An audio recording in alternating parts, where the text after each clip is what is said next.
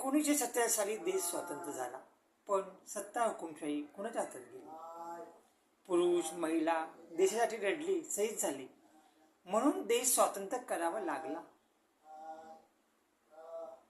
1947 साली देश स्वातंत्र्य झाला, पण षडयंत्र बंद झाले नाही. सत्तेची चाल खेळत राहिले, आज देखील खेळत आहे. स्वातंत्र्य झाले ते पदवीधर, परिशिष्ट, सदन ठेकेदार, राजकीय पक्ष नेते, अभिनेते, उद्योगपती हे सरकारी असून जनतेचा कारभार बघतील ही पदवी जाहीर करण्यात आली.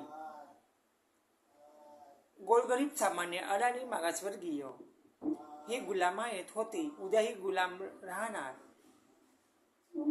न्याय मिळत नाही, शारीरिक मानसिक त्रास, दिशाभूल केली जाते. जर तोतेगिरी करता आली, वशिला पैसा असेल तर न्याय भेटणार याची पण गॅरंटी नाही. हे अनुभवाचे बोल आहे, कडू आहे पण सत्य आहे.